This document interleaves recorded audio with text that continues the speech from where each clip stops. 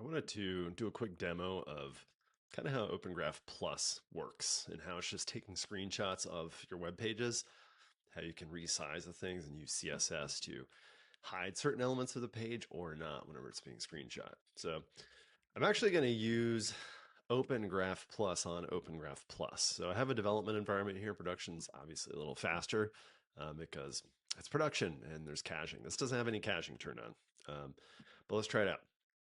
So we want to see what this URL looks like. I'm going to analyze the site, and this is going to load up the home page that we just saw is OpenGraph. And there's all these kind of different previews we can see of it, right? Like if you want to see what is this going to look like in Twitter, we see that. So it's what we'd expect, right? However, there's just one problem. It doesn't really make sense to show the nav bar for OpenGraph. So I want to hide the nav bar. And I want to actually just do that using CSS. So I'm going to go into my menu bar right here, and I'm going to find where I have the classes for the thing. And then I'm going to say OG plus hidden. And then if we go back over here and refresh, we will see that now this is hidden.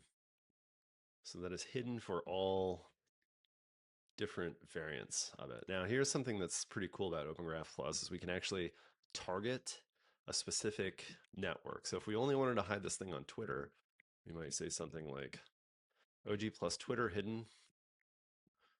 And then of course it's hidden on Twitter, but if we see like, what does this thing look like on, I don't know, Facebook, we should see the nav bar. There it is. All right, but I want to hide that on everything.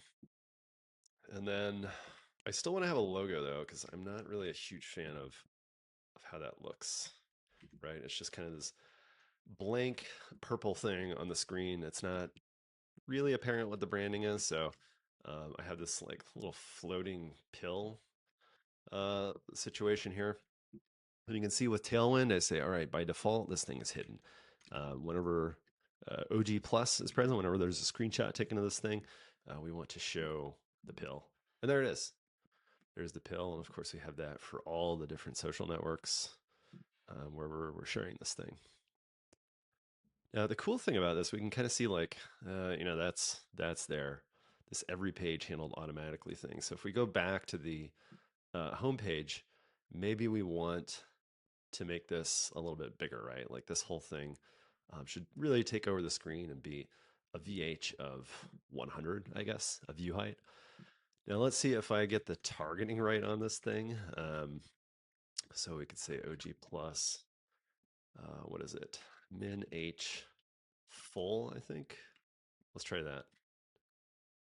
I'm actually not sure how that's going to work. So here's another cool thing. I have, this will be a browser extension, but I can actually target, what am I going to see here? So that's not quite working how I expected it to. And we see it's not quite working there, but I don't even have to go through this refresh thing all the time. I can just select like, oh, what's this look like in Apple? What does this look like in Twitter? I don't have any differences between the variations, so there's not much going on. And then of course, if I hit escape, I'm back out into my full-blown view. So let's go back in here, and I think I want to make this say like 100 VH, which is view heights. I'm actually not sure what that unit is. All right, so see, we're getting somewhere. If we look at the preview of this, we can see that that is gone. And I'm gonna mess around with this thing a bit more. Actually, like this padding on the side, that's a bit too tight. So maybe we want to say OG plus, and we'll say, I don't know, a padding of 8. And so let's see what happens. There we go. So it's kind of pushing it in a little bit. And again, if we don't want to wait for that preview thing, you can't use that preview on localhost because like this thing is actually going to be running on the internet, and you can't access localhost from the internet. So you will be using this thing for your local debugging, but you can see it works quite well, and it's pretty accurate to what you're going to see rendered. So there's WhatsApp. And actually, if we want to get like really precise about it, we can go into our responsive design mode. and set up the viewport for, whatever we think the width and height of this thing is going to be. And then you can turn on OG preview and see like, hey, what is this thing going to look like whenever I'm in, whatever network this thing is rendered on. So that's really what OpenGraph Plus is all about. It's about how can you make OpenGraph as easy as possible? How can you kind of make it fade away into infrastructure so that you tweak it once and set it up, and you never have to think about it again? That's really the dream. I have several websites where I'm using this, and it's just like I want to set it up and forget about it. But if I do have to think about it, I want to have tools so that it's easy to think about it. And of course, it's nice to be able to use CSS to kind of tweak what's actually shown on here.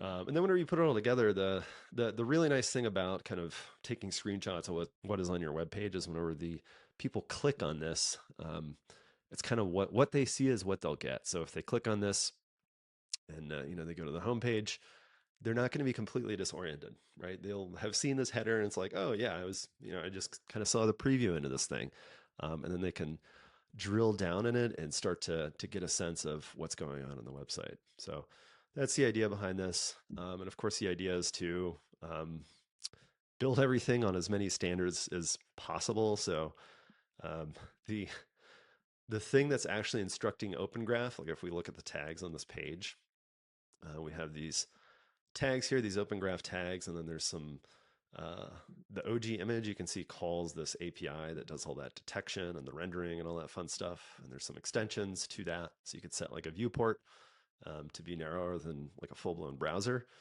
And then of course you can use CSS. It's not just limited to Tailwind.